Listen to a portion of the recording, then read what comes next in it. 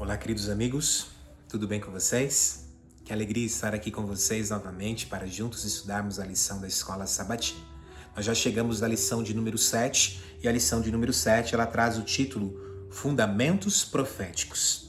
Nós estamos estudando durante esse trimestre sobre alusões, sobre símbolos, profecias, como realmente interpretar profecias e o que está realmente por detrás das profecias.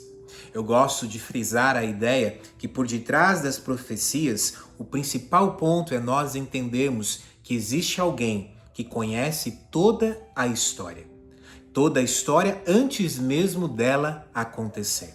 Ou seja, por detrás da profecia existe um Deus triuno que conhece todas as coisas. E esse Deus triuno, ele sempre quis estar no meio do povo.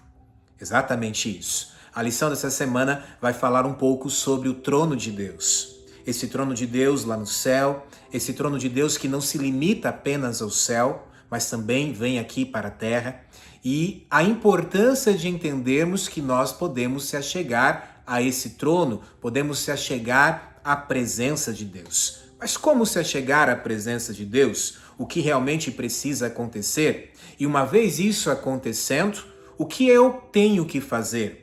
Deus faz um chamado a todos. Que chamado é esse?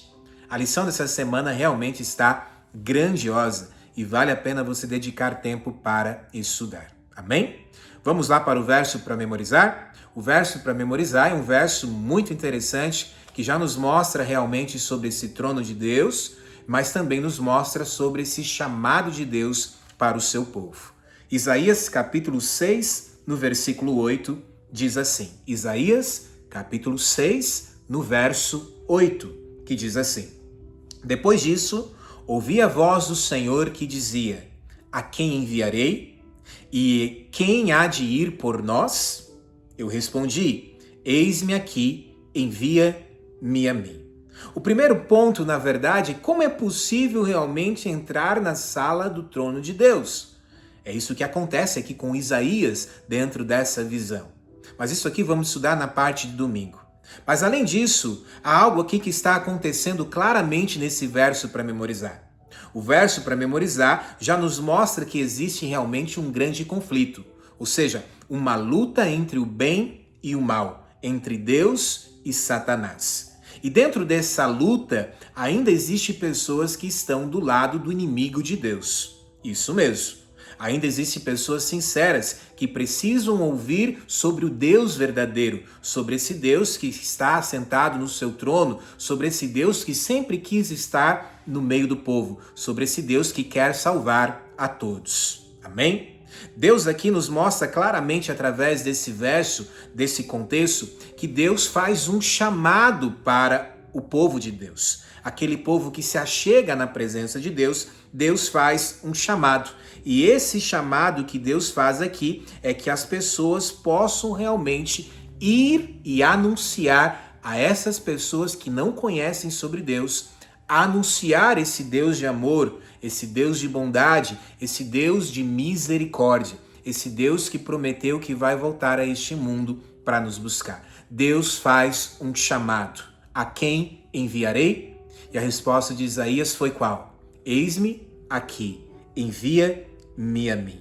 A beleza realmente do trono de Deus, ela chama realmente a atenção. Ela nos leva a entender realmente que nós somos indignos, mas que Deus é digno. E por Ele ser digno, nós um dia poderemos estar ao lado dele, face a face, presenciando ali as grandiosidades de Deus. Amém? A lição de domingo, ela continua dentro deste verso para memorizar. Ela traz o título aqui, eis-me aqui, envia-me a mim. Vamos entrar agora um pouco aqui no que está acontecendo com Isaías. Isaías, então, ele é convidado ali à sala do trono de Deus. Esse trono de Deus, num santuário celestial, ou seja, fica aqui a dica para você se aprofundar mais nesse estudo também sobre o santuário celestial. Isaías, então, aqui é convidado ali a essa sala do trono. Porém, quando Isaías ali chega, ele vê então a glória de Deus e ele fica com medo. Isso mesmo, ele fica tremendo de medo, ele fica assustado. E por que Isaías fica assustado? Porque ali a glória de Deus ilumina qualquer imperfeição. E ali, consequentemente, qualquer imperfeição fica à vista. Ou seja, Isaías era um homem de Deus. Porém, Isaías, assim como nós, somos falhos, somos pecadores. Isaías também o era. Isaías, então, ao ver a glória de Deus, ao estar na presença de Deus, no trono de Deus, ele vê todas as suas imperfeições. Ele vê que ele não é digno de estar ali presente, que somente Deus é digno de ali estar e que ele não poderia ali estar. E por isso, então, ele fica com medo de morrer, com medo talvez das suas falhas, dos seus erros que ele cometeu. E ali dentro deste contexto, então, surge o anjo serafim, o anjo que queima. E esse anjo serafim, ele pega uma brasa, talvez ali podemos dizer o altar ali de sacrifício. Ele pega então uma brasa e ao pegar então essa brasa, coloca nos lábios de Isaías e ali então purifica a Isaías. E Isaías então ali, em outras palavras, consegue agora se achegar à presença de Deus sem ter medo de morrer. Aqui há uma lição tremenda que nós podemos tirar para nós. A primeira delas é entender que nós só conseguimos se achegar à presença de Deus pela misericórdia de Deus. Isso mesmo, porque todos nós somos falhos e pecadores. E só podemos então chegar à presença de Deus hoje, no contexto através da nossa oração, devido à misericórdia de Deus. E amém por isso, porque sim, Deus é misericordioso. E Deus quer que nós se achegamos até Ele. Deus quer que através da nossa oração possamos se aproximar dEle, porque essa sempre foi a vontade de Deus. A vontade de Deus sempre foi estar no meio do povo. Amém? Aqui há algo muito importante dentro deste contexto, uma vez que Isaías então se achega na presença de Deus, que ele entende então a sua imperfeição, ele entende que ele é indigno, que somente Deus é digno, mas então ele é purificado, ele aceita então pedir perdão para Deus e por isso então ele é purificado, ele se arrepende, podemos dizer assim, e uma vez então acontecendo isso, ele é purificado porque Cristo derramou o seu sangue, pagou o preço pelo meu pecado e pelo seu pecado, ou seja, Cristo ele pode nos purificar e ali dentro deste contexto então, uma vez isso acontecendo, Isaías então recebe um chamado de Deus. A quem enviarei? Disse Deus. E aí Isaías diz, eis-me aqui, envia-me a mim. Somente depois de reconhecer sua condição de pecador, ele recebeu então agora o perdão e ele é agora então capacitado a cumprir a missão. Há um texto de Ellen White, ao qual eu gosto muito, que diz assim, marquei aqui na minha lição, todo verdadeiro discípulo nasce no reino de Deus como um missionário. Amém? Louvado seja Deus por isso. Se realmente eu me acheguei na presença de Deus, pedi perdão pelos meus pecados, me arrependi do meu velho eu, e agora estou andando com Deus, consequentemente, eu me torno um missionário. Porque agora eu quero levar essa graça de Deus às outras pessoas. Eu não vou ser orgulhoso, não vou ser egoísta, e eu vou levar a outros que estão do outro lado, que precisam ouvir que Jesus em breve vai voltar. Deus nos chama para nós irmos e anunciarmos a breve volta de Jesus. A resposta de Isaías foi, eis-me aqui, envia-me a mim. Qual será a sua resposta? Que possa ser também a mesma resposta de Isaías. Amém? Dentro aqui do contexto da lição de segunda-feira, traz aqui sobre os dois querubins, e aqui é algo muito interessante, já que estamos falando sobre o trono de Deus, essa presença de Deus, e sim, entender que Deus sempre quis estar no meio do povo. Antes do pecado, Deus se encontrava com Adão e Eva todos os dias, e Deus gostava ali de estar no meio do povo, ou seja, junto com Adão e Eva. Após o pecado, Deus coloca dois querubins na porta do jardim do Éden, para que Adão e Eva então não tivessem mais acesso à árvore da vida. Eu posso colocar também aqui a serpente, sim, Satanás e seus anjos, para que também não tivessem acesso à árvore da vida. E por que não ter acesso à árvore da vida? Porque imagina só, ter acesso à árvore da vida significava vida eterna. Porém, agora, se Adão e Eva tivessem acesso à árvore da vida, eles teriam uma vida eterna em pecado. Ou seja, imagina só viver eternamente com dor, com sofrimento, com angústias, com algo que realmente nunca foi a vontade de Deus, com doenças. Imagina só viver eternamente assim.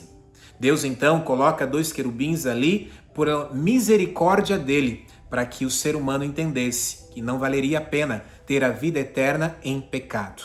Mas esses 2 querubins ali também são colocados, e a lição traz exatamente aqui sobre esse assunto, aonde ela coloca aqui a expressão colocou querubins no leste do Éden.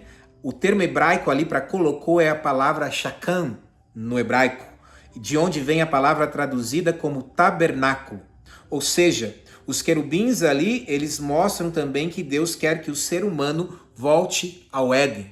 Ele quer realmente que o ser humano entenda que Deus quer habitar no meio do povo. E aqueles querubins ali, então, estão também dizendo isso, que Deus ali, o tabernáculo era o lugar, né, que Deus habitava no meio do povo. Embora ali a palavra Shekinah, o autor coloca isso, se refere à presença de Deus, não ocorra na Bíblia, ela vem do termo traduzido como tabernáculo. Portanto, uma tradução literal de Gênesis 3:24 poderia ser: Deus tabernaculou querubins a leste do jardim do Éden.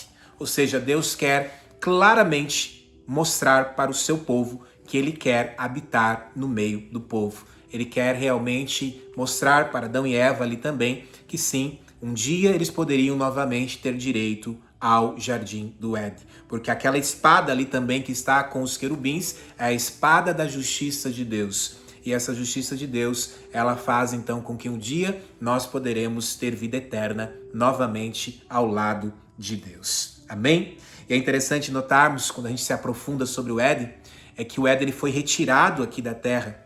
E quando você vai em Apocalipse, capítulo 21, por exemplo, você vai ver a nova terra, a nova Jerusalém, e lá você verá esse jardim. O jardim onde se encontra a árvore da vida, aonde o ser humano então terá direito novamente a comer da árvore da vida. Mas quando será isso, pastor?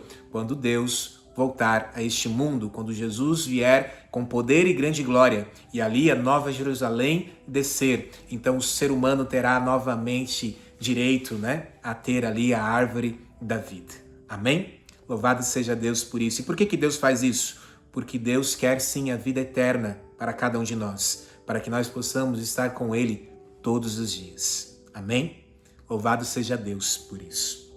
A parte de terça-feira, como brasas vivas, você pode ler aqui Êxodo capítulo 25, verso 18 ao 20, onde Deus ordenou ali que a arca da aliança fosse coberta por 2 querubins. Uma alusão ali claramente a esses querubins que se encontram também lá no trono de Deus, dentro do contexto ali da visão de Isaías. E ali você vê claramente que Deus então ele quer habitar no meio do povo. Ou seja, esse trono de Deus não se limita apenas ao céu, não se limita apenas ao Éden. Esse trono de Deus também está ali na Arca da Aliança, no contexto ali do santuário, ali onde os 2 querubins estão ali com as asas estendidas, protegendo o Shekinah, a glória de Deus. E ali então Deus habitava no meio do povo. E Deus ali dentro do contexto de Ezequiel, capítulo 1, verso 4 ao 14, há uma passagem aqui muito interessante que aparece ali então 4 rostos, podemos dizer assim, um de rosto de leão, um rosto de boi, um de águia, um de homem.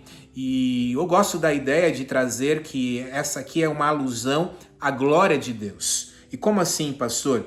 Por exemplo, cada um desses símbolos, eles apontam também ali para Jesus. Isso mesmo, por exemplo, o boi. Como é que o boi ali apontaria para Jesus? Porque o boi é aquele que carrega a nossa carga, é aquele ali a qual tem força.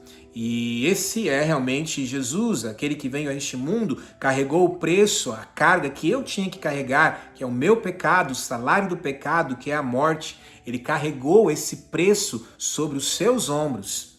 Isaías diz claramente, pelas suas pisaduras nós fomos sarados. Cristo então carregou o preço. Ele então é esse contexto aqui do boi. O contexto do leão, o leão é o rei da floresta, né? É o poder de Deus ali, podemos dizer assim, de governar. O leão também é trazido ali como o leão da tribo de Judá. E aqui claramente você vê então uma alusão também a Cristo. Quando você vê sobre a águia então é aquela que enxerga tudo. E Deus realmente é esse que conduz e que enxerga tudo. Deus sabe todas as coisas. Deus sabe se você está sofrendo, Deus sabe o que está passando na sua mente neste momento, Deus sabe o que vai acontecer amanhã, Deus sabe todas as coisas e Deus está com você. Então, claramente, você leva a entender esse ponto aqui dentro do livro de Ezequiel, dentro aqui desse paralelo aqui com Isaías capítulo 6 e Apocalipse também capítulo 4. Ou seja, esses 4 símbolos representam ali que Deus quer realmente restaurar ali com brasas vivas, né? Para que o seu povo possa estar com ele face a face. Por isso Deus enviou o seu Filho a este mundo para morrer pelo meu pecado e pelo seu pecado. Mas esse Cristo que morreu, ressuscitou e prometeu que vai voltar para nos buscar. Amém? A parte aqui de quarta-feira, Deus no meio do seu povo, o Deus Emanuel. Eu tenho um filho que se chama Emanuel, e Emanuel quer dizer Deus conosco. E exatamente você percebe isso. Deus sempre quis estar no meio do povo, por isso esse contexto do trono de Deus, a presença de Deus face a face com Adão e Eva antes do pecado, a presença de Deus ali nos anjos querubins, nesse tabernáculo ali dentro deste contexto, a presença de Deus, o trono dele na Arca da Aliança, o Shekinah, a presença de Deus no meio do povo, ali no santuário terrestre agora, que é feito de acordo ao santuário celestial. E ali você vê claramente Deus no meio do povo. Você percebe ali que as tribos, elas se repartem, elas fazem um acampamento ao redor do santuário. Ali no meio existia a tribo de Levi, e ali existia o santuário, e ali existia então a Arca da Aliança, e a Arca da Aliança ali então, em outras palavras, a presença de Deus, o Shekinah, aonde estava ali então a Arca da Aliança, no local santíssimo. E ali dentro deste contexto você percebe então que Deus está sempre querendo habitar no meio do povo. Essa sempre foi a vontade de Deus. Você percebe ali que as tribos foram divididas, Judá ficou ao leste, a tribo de Ruben ficou ali ao sul, a tribo de Efraim ficou ali ao oeste e a tribo ali de Dan ficou ao norte. E a de Levi, então, ali no centro, dentro do contexto ali do santuário, aonde tinha a presença de Deus ali na Arca da Aliança, o trono de Deus. Ou seja, o trono de Deus não se limita apenas ao céu, porque Deus quer estar no meio do seu povo. E nós somos povos de Deus. Amém? A parte aqui de quinta-feira, a queda de Lúcifer, nos levando agora novamente ao trono lá celestial, aonde Lúcifer era um desses querubins, esse protetor da arca, esse protetor da presença, da glória de Deus. Porém, esse anjo, um anjo de luz, o líder dos anjos, começou no seu coração ter um orgulho, começou a ter no seu coração uma inveja, e o cobridor ali, ou seja, aquele que estava atuando ali na sala do trono de Deus, ele é expulso do céu, junto com a terça parte dos anjos, devido ali à inveja, o orgulho, e por isso então ele foi lançado do monte de Deus. Só que é interessante que quando você vai aqui à lição nos traz um contraste entre Lúcifer e o povo de Deus. Lúcifer então é lançado do monte de Deus, já os salvos estarão no monte Sião com Cristo. Lúcifer esteve no Éden, já o homem será restaurado ao Éden por meio de Cristo. Ou seja, uma diferença ali clara entre os salvos e Lúcifer.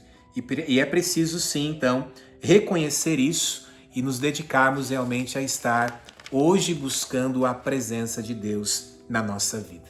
Eu quero encerrar a lição com a parte de sexta-feira. Ellen White, aqui no livro Grande Conflito, ela diz: Satanás, que já foi querubim da guarda, procurou destruir a confiança do trono de Deus. O Criador permitiu que os anjos caídos continuassem sua rebelião para mostrar ao universo o mal que vem da exaltação própria. E embora Satanás tenha levado o ser humano a se unir a ele na guerra contra Deus, Cristo derrotou na cruz, garantindo que a humanidade ocupasse o lugar que pertencia aos anjos caídos. Por meio de Cristo, os pecadores se voltam publicamente contra as alegações de Lúcifer. E o resultado é uma revelação maior do amor de Deus do que existia antes da rebelião. Ainda que Deus não tenha criado o mal, quando tudo estiver feito, o amor do Criador será revelado de um modo que não ocorria se o pecado não tivesse existido. É interessante nós notarmos que acontece o pecado, e uma vez acontecendo o pecado, existe essa separação.